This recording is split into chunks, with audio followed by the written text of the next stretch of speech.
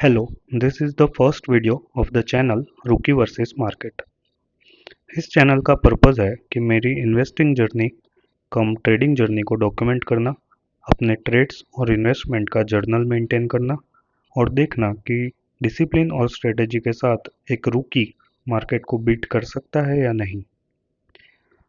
मैं mainly momentum investing strategy में interested हूँ और इसी जर्नी को यहाँ ऑनेस्टली शेयर करूँगा, ताकि इसी वजह से मेरा एक इन्वेस्टिंग कम ट्रेडिंग जर्नल भी मेंटेन हो जाए।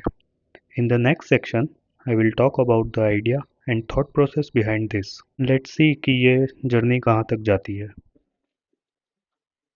तो मेरे जैसे रुकी को अगर मार्केट को बीट करना है, मार्केट को बीट करना मतलब मार्केट से थोड़ा एक्स्ट्रा रिटर्न जनरेट करना, तो उसके लिए क्या ऑप्शन है? उसके लिए एक ऑप्शन तो यह है कि तुम ट्रेडिंग कर लो, option trading, swing trading, intraday scalping, पर वो बहुत रिस्की है, वो हमें पता है।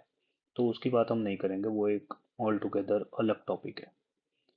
पर अगर हम इन्वेस्टमेंट या फिर स्विंग ट्रेडिंग बोल लीजिए, शॉर्ट टर्म ट्रेडिंग बोल लीजिए, शॉर्ट टर्म इन्वेस्टिंग, उसके उसके दम पर अगर हमें मार्केट से एक्सेस रिटर्न जनरेट करना है, तो हम क्या कर सकते हैं? पहला तरीका तो यह है कि आप सीधा सीधा म्यूचुअल फंड में इन्वेस्ट कर दीजिए। म्यूचुअल फंड वैसे बेस्ट तरीका है, ट्रेडिशनल तरीका है कि उससे आपको ऑन एंड एवरेज 12 से 15% रिटर्न हम एक्सपेक्ट कर सकते हैं। म्यूचुअल फंड में काफ़ी सारी कैटेगरी होती है, स्मॉल कैप, मिड कैप, वो सब आपको पता है। उसमें थीमेटिक, सेक्टोरल वगैरह होता है।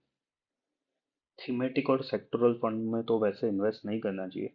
सेक्टोरल फंड में कर सकते हैं, मतलब मल्टीपल सेक्टोरल फंड में अगर आपने इन्वेस्ट किया है तो। पर कोई एक सेक्टर को पकड़ के, जैसे डिफेंस चल रहा है तो डिफेंस में इन्वेस्ट कर देते हैं, तो ये नहीं होना चाहिए। और थीमेटिक जैसे इंफ्रा या आईटी में इन्वेस्ट कर दिया, तो वो भी करना ज़्यादा एडवाइजेबल नहीं होता है। दूसरा एक तरीका है कि आप डायरेक्ट स्टॉक में इन्वेस्ट कर दीजिए।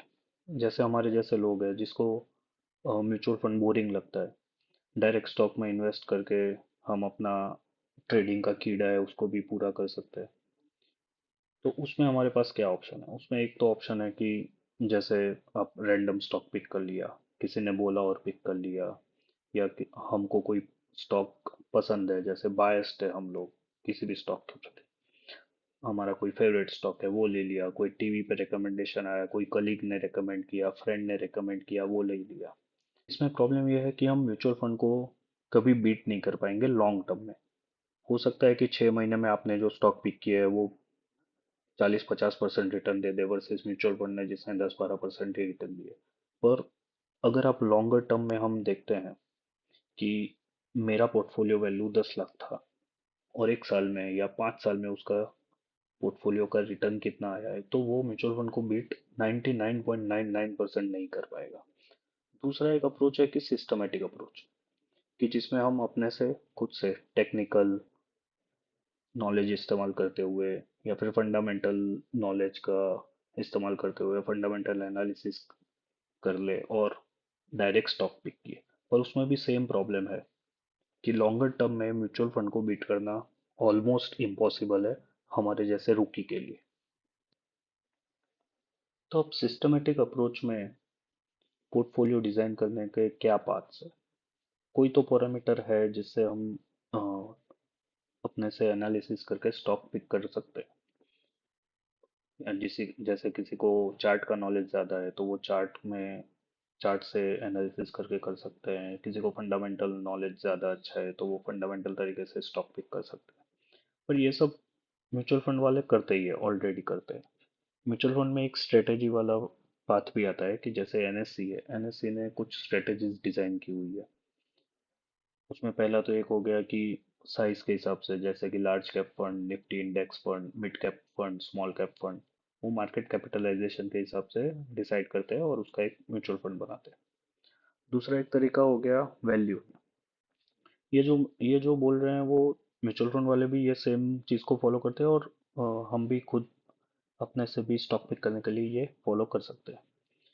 दूसरा एक हो गया वैल्यू, कि stock that have low prices relative to the fundamental, मतलब जो price to book ratio, price to earning ratio, वो सब रेशियो के हिसाब से अगर स्टॉक अपने इंट्रिंसिक वैल्यू से कम दिख रहा है, या फिर जो टेक्स्ट बुक के हिसाब से स्टॉक में वैल्यू दिख रही है तो हम वो स्टॉक को पिक करते हैं और अपने पोर्टफोलियो में ऐड कर लेते हैं।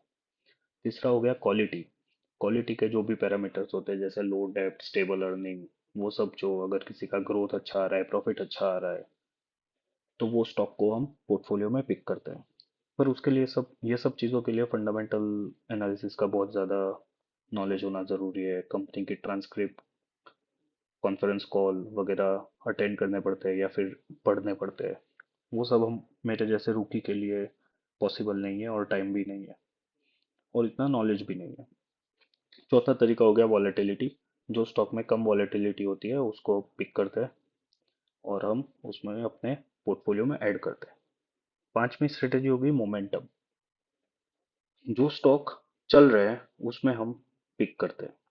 जो भागने वाले घोड़े होते हैं उस पे हम दाव लगाते हैं। सीधा सीधा अप्रोच ये है कि जो स्टॉक ने पीछे परफॉर्म किया है उसको हम अज्यूम करते हैं कि वो आने वाले कुछ टाइम तक परफॉर्म करते रहेंगे। तो मुझे एज अ रूकी मैंने जितने भी ये अप्रोच देखे हैं, फैक्टर इन्वेस्टिंग बोल लो या फिर अप्रोच बोल लो, तो उसमें ये वैल्यू क्वालिटी वो सब तो मेरे समझ से बाहर है। पर ये एक मोमेंटम स्ट्रेटेजी है, वो मुझे काफ़ी इंटरेस्टिंग लगा। इसका कोर प्रिंसिपल ये है कि ट्रेंड परसिस्टेंस। उस इसमें हम ये अज्यूम करते हैं कि जो स्टॉक ने पीछे परफॉर्म किया हुआ है पिछले 6 महीने में, पिछले 12 महीने में, तो कुछ तो रीज़न होगा कि परफॉर्म किया हुआ है और वो आगे कुछ महीने तक या कुछ दिनों तक या कुछ साल तक परफॉर्म करता रहेगा।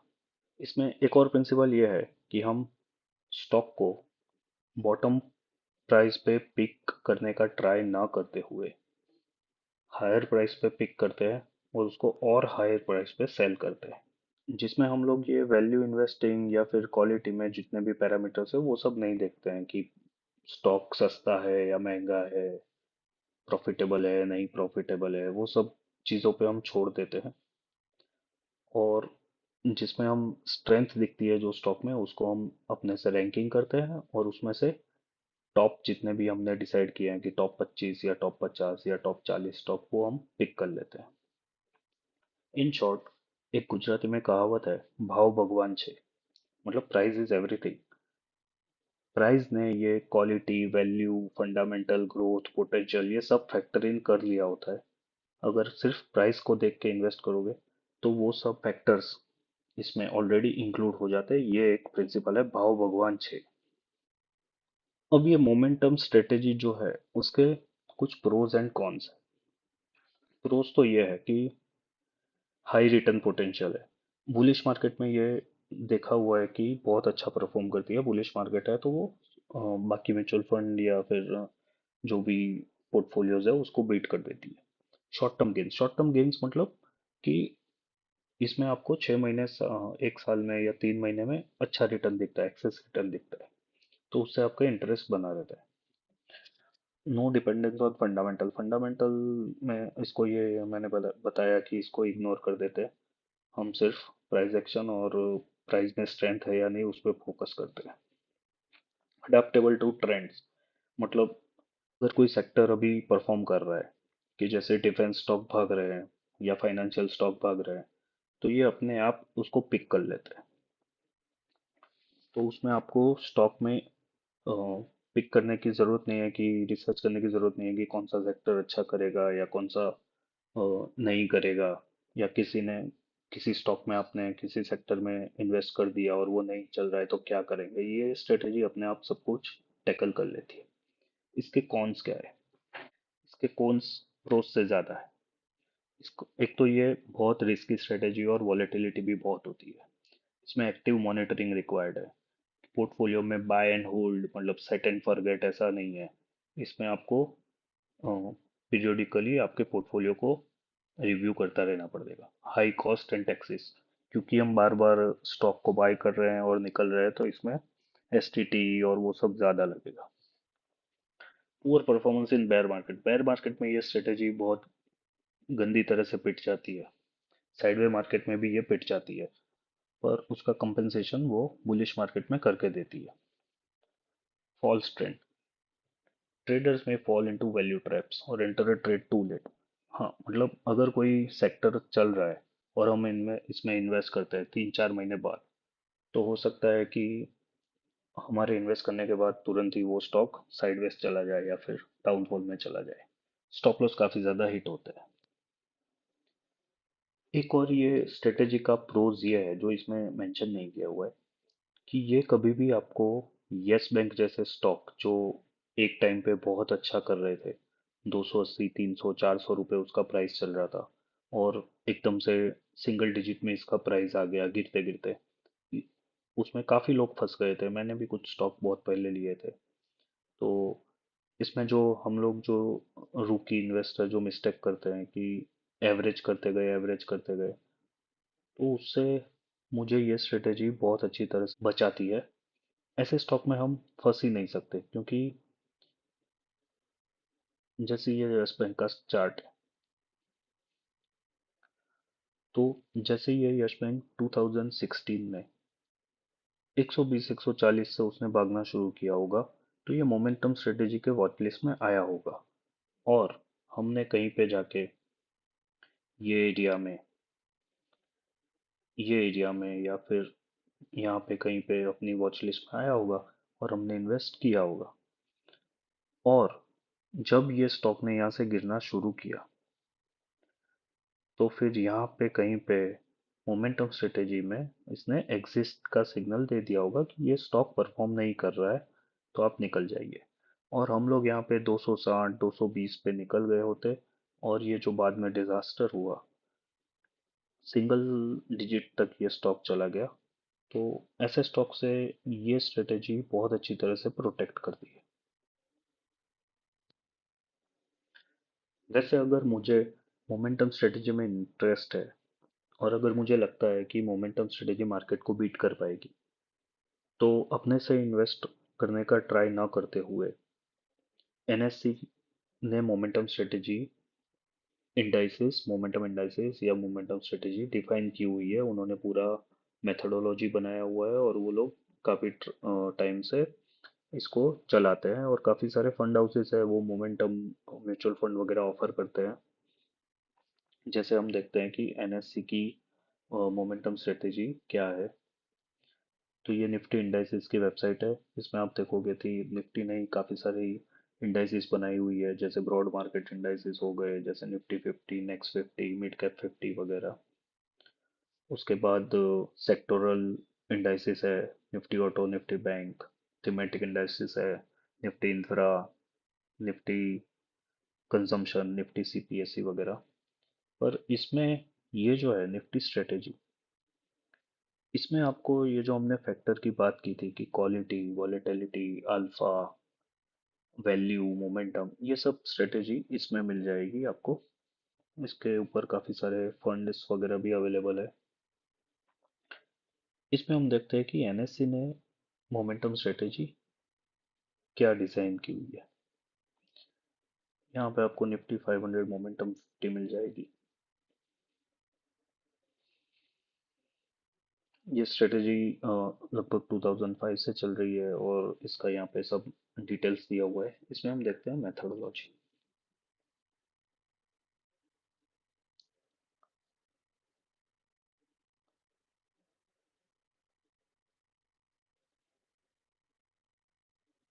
ये देखिए, निफ्टी 500, लो वॉलेटिलिटी, मोमेंटम, क्वालिटी। तो हम निफ्टी 500 मोमेंटम स्ट्रेटेजी को देखते हैं जरा। ये निफ्टी 500 मोमेंटम 50 स्ट्रेटेजी के हाइलाइट्स है, कि ये लोग कैसे, किस तरीके से निफ्टी 50 स्टॉक्स को, निफ्टी 500 में से 50 स्टॉक को पिक करते हैं, और क्या कैलकुलेशन मेथड है, इंडेक्स कंस्ट्रक्शन क्या है, यूनिवर्स क्या है, कैलकुलेशन कैसे होती है, वो सब यहाँ पे दिया हुआ है।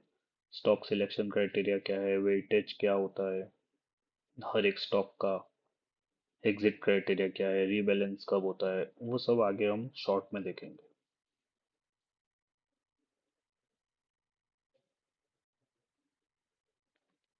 और इसमें हम देखेंगे कि मैं किस तरीके से ट्राई कर रहा हूँ ये निफ्टी 500 मोमेंटम 50 को बीट करने का। backed by no data, just an experiment and emotion, perfect resist recipe for disaster. कोई बैक टेस्टिंग नहीं की हुई है, बस अ, मन मन में दिमाग में ख्याल आया और उसको इम्प्लीमेंट करने चले। रुकीज मोमेंटम स्ट्रेटेजी एंड एक्सपेरिमेंट। ये एक टेबल बनाया हुआ है मैंने कि एक्सपर्ट 50 वर्सेस रुकीज 50 मतलब ये रुकीज की मोमेंटम स्ट्रेटेजी मेरी। इसका स्टॉक यूनिवर्स क्या है? तो निफ्टी 500 मोमेंटम 50 का स्टॉक यूनिवर्स है निफ्टी 500। रुकीज 50 मेरा भी निफ्टी 500 स्टॉक यूनिवर्स है, मतलब जो भी हम स्टॉक पिक करेंगे ये निफ्टी 500 इंडाइसिस में जो भी है उसमें से पिक करेंगे। पर जो निफ्टी 500 मोमेंटम 50 है उसमें कुछ एक्स्ट्रा फिल्टर दिया हुआ है कि प्रमोटर्स के प्लेज इससे कम होना चाहिए, पिछले कुछ ट्रेडिंग डेज में अपर या लोअर सर्किट इससे ज़्यादा नहीं लगने चाहिए, स्टॉक में नहीं लगे होने चाहिए, और कुछ और मार्केट टर्नओवर या वन डे टर्नओवर वगैरह का फिल्टर होता है, उसके डिटेल में हम ज़्यादा नहीं जाते। और हमारा स्टॉक यूनिवर्स है simple Nifty 500 all stock. Stock ranking का मेथड क्या है? तो जो इंडाइसिस है निफ्टी इंडाइसिस वो कैलकुलेट करते हैं 12 month return minus 1 month return. Recent के 1 मंथ रिटर्न को हम बात कर देते हैं, घटा देते हैं मतलब। 12 month return minus 1 month return, इसमें लिखने में थोड़ा गलती है शायद, वो 13 month return minus 1 month return मतलब लास्ट के 1 मंथ को इग्नोर करते हुए उसके बाद के उससे पहले के 12 मंथ के रिटर्न कैलकुलेट करते हैं। और सिमिलरली लास्ट के 1 मंथ को इग्नोर करते हुए इसके पहले वाले 6 मंथ के रिटर्न को कैलकुलेट करते हैं। और उसके बाद उसमें कुछ कॉम्प्लेक्स कैलकुलेशन जैसे स्टैंडर्ड डेविएशन एडजस्टेड और जी स्कोर कैलकुलेशन करके उससे एडजस्टेड रिटर्न निकालते हैं। और उसको जो भी रिटर्न 12 मंथ में आया उसको 50% प्लस 6 मंथ में जितना रिटर्न आया उसको 50% करके उसका रैंकिंग कैलकुलेट करते हैं। मेरी मेथड में मैं 6 मंथ रिटर्न, 3 मंथ रिटर्न और 1 month return minus 1 week return सब में से 6 मंथ रिटर्न में से 1 वीक रिटर्न माइनस कर दो, मतलब लास्ट 1 वीक को इग्नोर करके हम 6 मंथ रिटर्न, 3 मंथ रिटर्न और 1 मंथ रिटर्न कैलकुलेट करेंगे। और उसको कंपोजिट स्कोर बनाएंगे कि 6 मंथ रिटर्न को 60% वेटेज देंगे, 3 मंथ रिटर्न को 30% वेटेज देंगे और 1 मंथ रिटर्न को 10% वेटेज देंगे, और जो भी स्कोर आएगा उसके हिसाब से हम रैंकिंग डिसाइड करेंगे।